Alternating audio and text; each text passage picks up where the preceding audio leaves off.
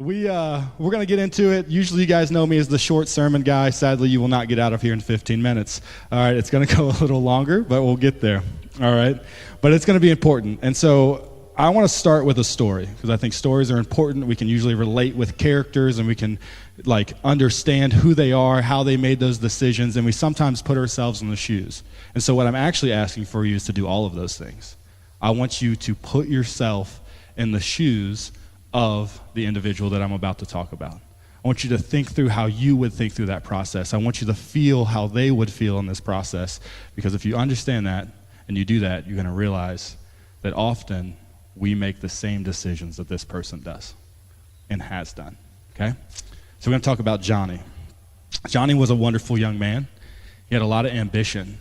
He really wanted to have big dreams, and he had a desire to have a family, to have a wife, and to be a good husband. And he wanted that more than anything. He also wanted to own his own contracting business. He loved it. It was something that was important to him, and that's what he wanted to do. Well, as time goes on, his dream began to slip through his fingers. He began to try harder and harder at the job that he was working at. It wasn't his job. He was working for someone else, and it was long hours. And so if you're working long hours on a job, your dating field is pretty much not happening. So the two things that he wanted more than anything, he seemed to not be able to grasp. So he makes the next logical decision. Let's quit my job and start a business, right? And so he quits his job, and he goes and he takes on all this debt. He starts his business, and it goes well. He starts getting jobs coming in, he's providing for himself, and he's his own boss, and things are good. He can kind of create his own schedule, and so he gets into the dating field, and he begins to date. Well, he dates the first girl. Doesn't work out. She doesn't have very good character, so why would I want to marry her? He dates the second girl, and then the third girl, and the fourth. And he realizes that none of them were meeting his standard, but that his timeline was getting smaller and smaller, so he becomes fearful. Maybe I'm going to be alone forever. So he takes away the standard that he should be looking for a wife under and removes it completely and marries the next person that he dates. Well, that marriage goes well at first. The first 2 years it's going good, but the character flaws that he didn't deal with in his own life and the character flaws that he didn't deal with in the beginning of the dating process have now come to the surface. They're fighting every day, and so he stays long hours at work so he doesn't have to deal with it. He decides to not do what he should. And they get to this point to where they can't do anything. And they're like, what's worth fighting for? What's left? He's having all this trouble at home, and then he goes to work one day and he makes a dumb decision. He gets in trouble doing something he shouldn't, and then he fights that person. Now his job is on the line. The two things that he feared most, being alone and losing his job and not being able to have something of his own, were now on the line. And see, when he took matters into his own hands, he tried to force things to go his way. And so he was so afraid of being alone and not having this business, and he made it happen. And in the process, he then gets to a place to where he's about to lose it all. And so his fear became reality. And the saddest part of it all is he created it by not taking the time in the beginning, by not trusting in something more. Okay, I get that not all of us are looking to be married one day, or we're not all married, and some of us don't want to own our own business. But there is something that we have desired in our life, that we have wanted so much. And as it doesn't happen or doesn't come true, we begin to manipulate situations, or we begin to change situations to make it happen in our timing. And let me tell you something. I don't know how it went for you, but how it's gone in my life is that it usually brings about more darkness, usually brings about more pain and more hurt. And what I end up doing is creating the very thing that I feared most. And I don't want you to fall into that. And then when we get into a Bible character who did the exact same thing, we begin to observe King Saul. But to observe King Saul, you must also observe the Israelites. Because if you look deep into their character, they both had the exact same heart. They both struggled with the exact same things. And so in the very beginning, we get the Israelites. in 1 Samuel 8, 1 through 7. They've been going through this really hard time, the book of Judges. And in the book of Judges, what would happen is the Israelites would fall off. They wouldn't trust God. They would get into a bad situation. A tribal leader would raise up. And in that, they would be good again. But that tribal leader had some big moral issues in their life, which then eventually led them back into hardship. Right? And so this constantly happens through the book of Judges, but what happens is the leader continually gets worse and worse and worse. And so finally, the Israelites are like, we want a king, an earthly king to save us, to fight for us, to do everything that we want. Right? You just saw their heart issue there, right?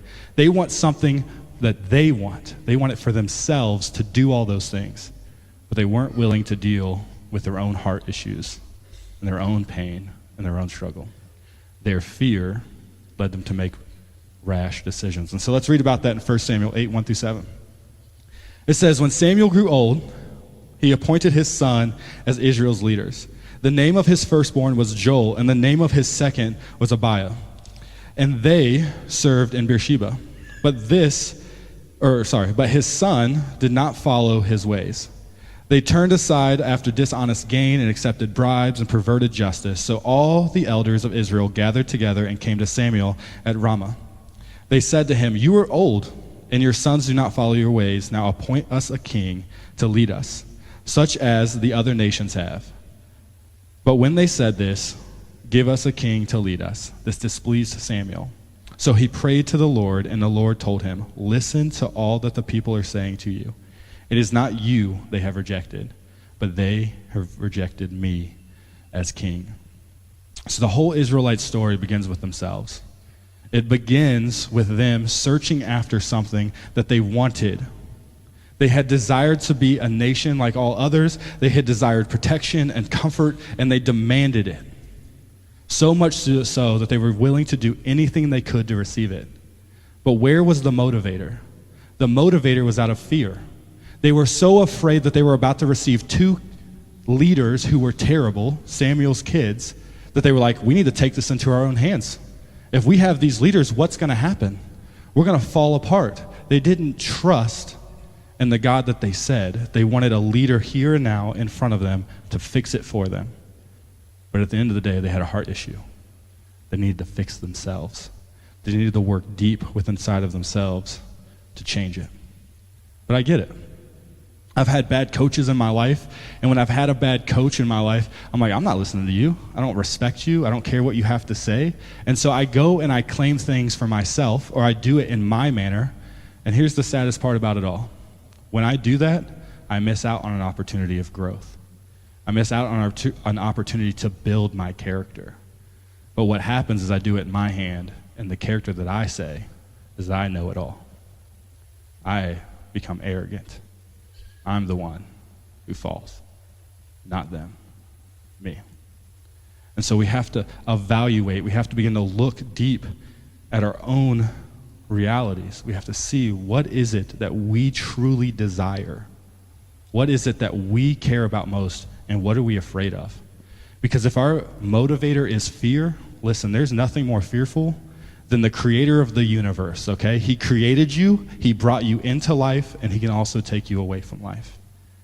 He created all things.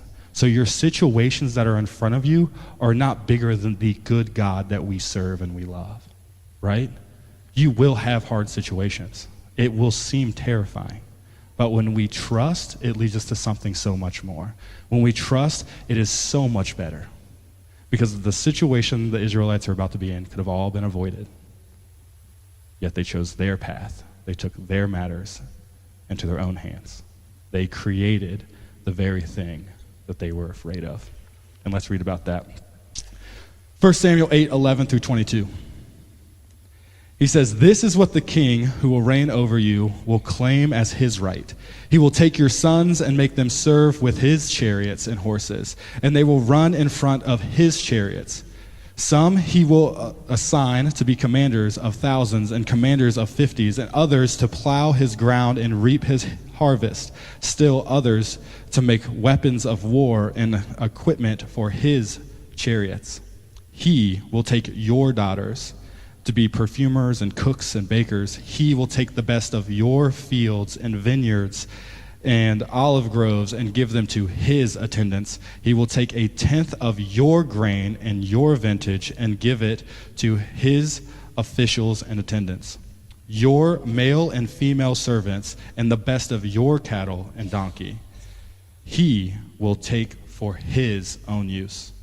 He will take a tenth of your flocks, and you yourselves will become his slaves. When that day comes, you will cry out for relief from the king you have chosen, but the Lord will not answer you in that day. But the people refused to listen to Samuel. No, they said, we want a king over us, then we will be like all the other nations, with a king to lead us and to go out before us and to fight our battles. When Samuel heard all that the people said, he repeated it before the Lord. The Lord answered, listen to them and give them a king. Then Samuel said to the Israelites, everyone go back to your own home. See, Samuel had warned them. He told them that what's going to happen is going to be difficult. You're going to create a situation that is hard, and you do not want to go into that struggle. And they were like, no, you're a liar. Okay, the guy that they would go to get all this wisdom, and they would always listen to whenever he would say something, has finally said, if you do this, it will bring hardship on your life. Yeah, no, you're not telling the truth. No way. We want a king. You want to know why? Because they were motivated so much by their fear and their own arrogance that they wanted it. They wanted it more than anything. Look at your own life. How many times have you gotten into a bad situation because you wanted something more than anything? You weren't going to listen to a friend. You weren't going to listen to a family member, a coworker, a coach, a teacher. It was your way and only your way. Where did that land you? Because I know when I do that, always hardship. When I do that, I'm usually saying sorry more than I'm ever getting praise, all right? And so where has it landed you? Ask yourself those questions. And then we want to get mad at God because we say, God, speak to us in this moment. Am I supposed to do this? And he sends a friend into our life to say, hey, have you thought about this? Or a family member says, hey, I just want you to think for a second. I'm not saying you need to change your mind, just think. And our first intention's no. I'm not listening to you. I'm doing it my way. But then we get mad and angry at God because he didn't speak to us. I'm sorry, he sent you a friend to tell you, check your motives. Look at your heart. I'm not saying change it. I'm just saying take a second to look. Because if someone says something to you, they care about you enough to change your life. They care about you enough to speak truth, or at least what they think needs to be evaluated into your life. I learned at a young age, all right? Because I'm only 29. My youth group thinks I'm 50, but I am 29, okay? I'm not old, all right? And so at the end of the day, I learned young that I needed people to speak into my life.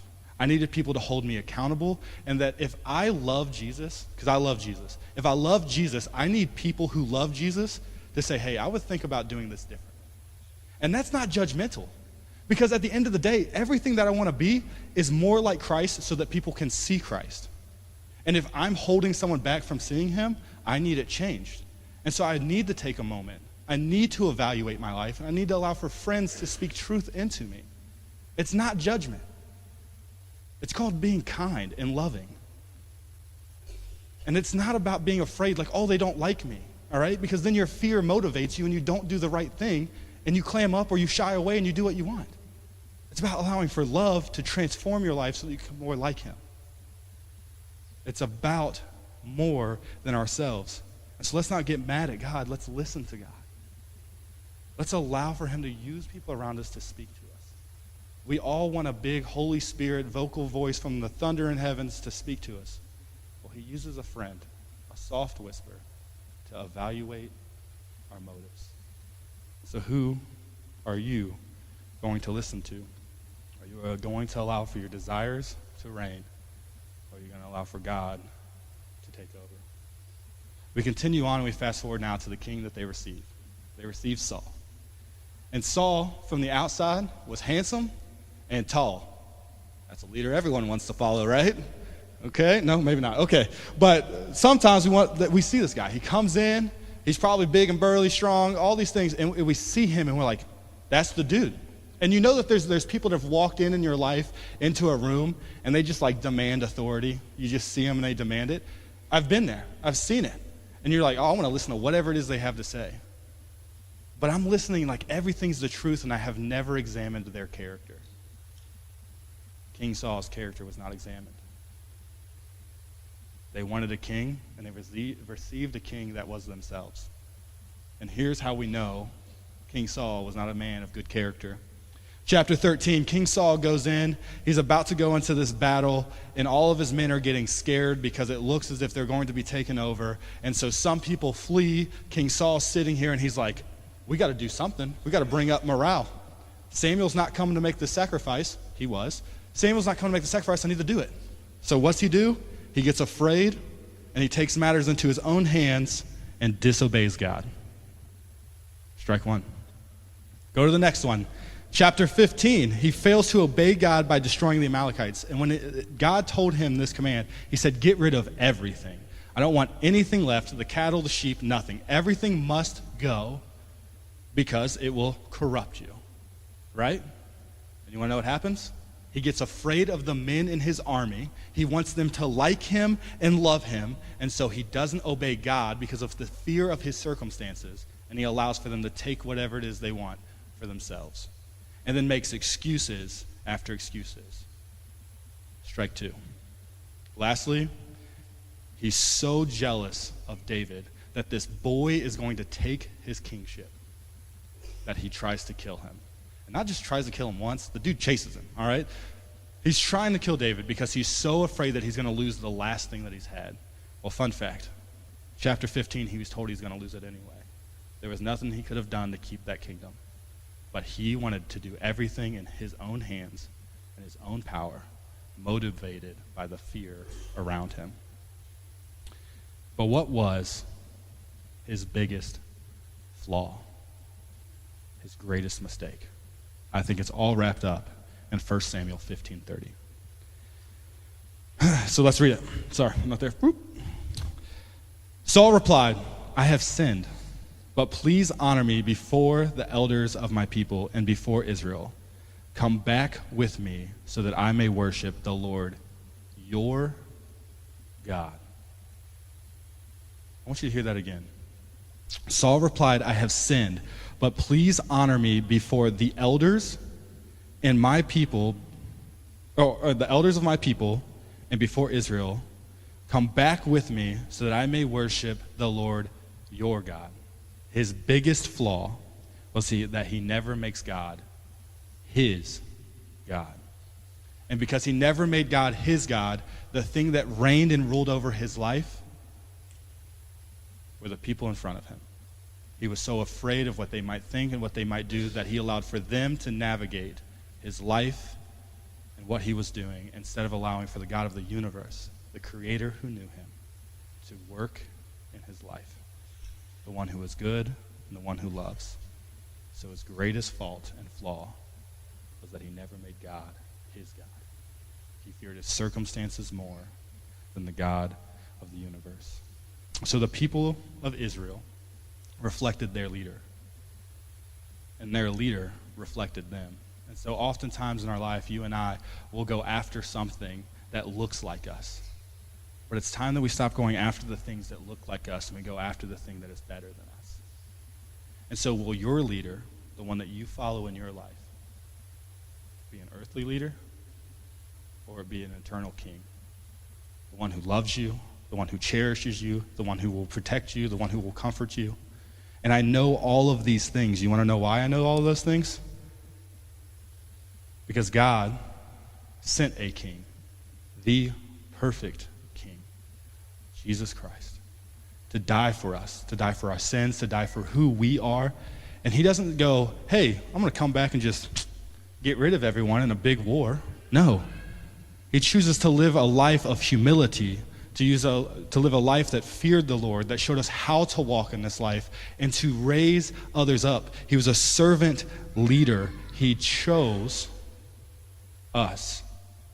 Why? We've disobeyed him from the beginning. We disobey him every single day because he's a true king, not a king that reigns for his power and his glory to make you do what it is that he wants. He's not making you a slave. He's bringing you in as a family member. He's bringing you in as someone to walk with him, to work and do life with him. He loved you so much that he didn't say, you're condemned forever for doing the wrong thing, but you are a part of this family.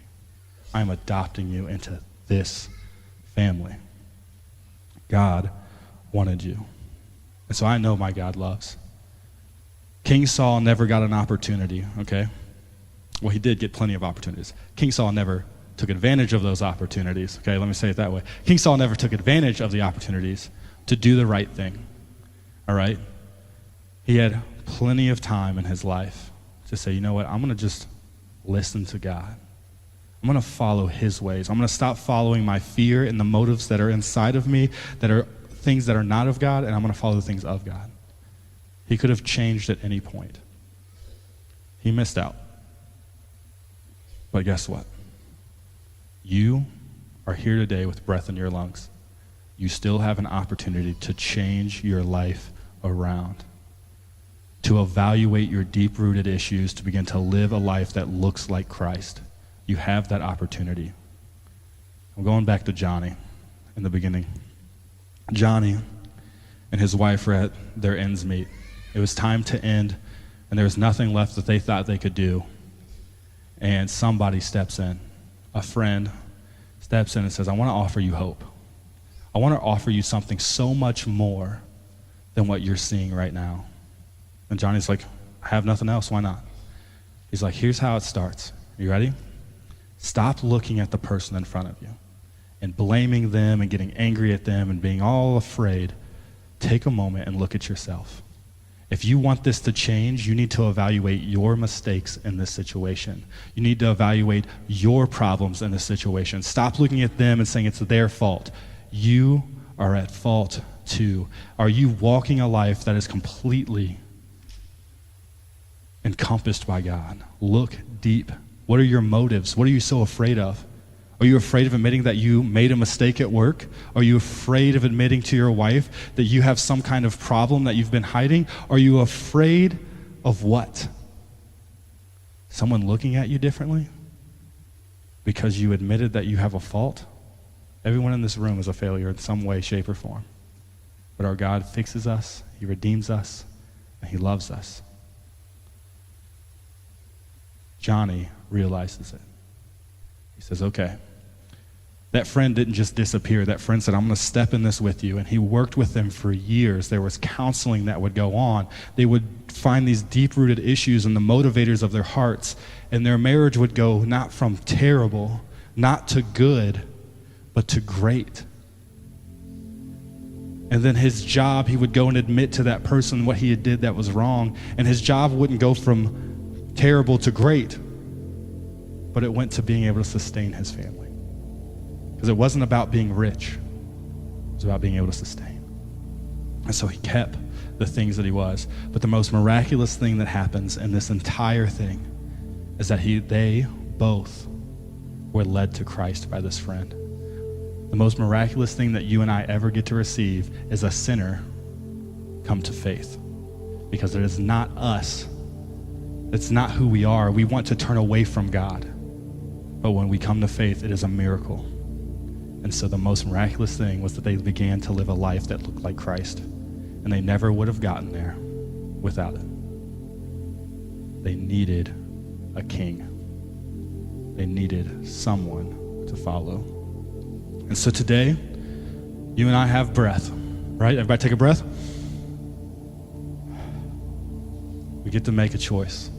We get to make a decision, and we can change from this point forward. We don't have to be who we were. We can be something new because God offers us new graces every day.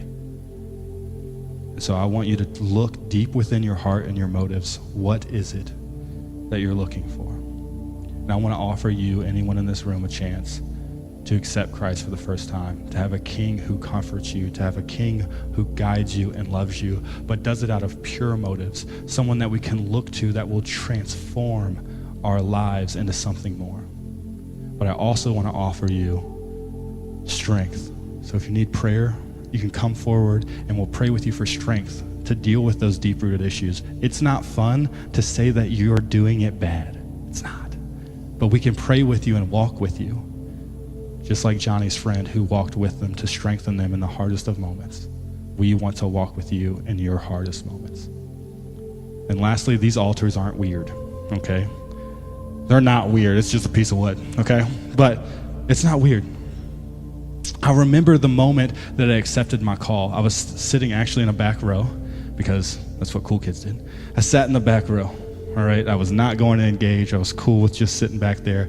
I wanted to know more. I didn't. But I remember this point in which the pastor was like, any of you who are called to ministry, come forward. And I got so sick. Like, you ever get like to the point to where you're like gonna pass out or you're gonna puke? I was so sick that I began to sweat, and I was like, I'm not going forward. And then I remember the moment in which I took a step forward. All of that fell away, and I fell down at the altar in tears, weeping. Not that there was power in this altar, not that there was something crazy, but there's a moment in which you humbly lay your life down before the Lord, and it is a doing and a participating in that shows, Lord, you are God. And that I don't know what I'm doing, Lord. I surrender to you. Please take it. And so I laid it down, weeping. And then a pastor came up, and he places his hand on my shoulder. I can tell you the shoulder. I can tell you the smell of the room. I can explain everything to you because there was an experience that happened there that was life-changing. And allow for today, this altar to be a life-changing moment. It's not weird, but it is real. So there's going to be a song that plays, and anyone who wants to accept Christ into your life or just needs some strength in these moments when you need to admit your faults, the altars are here.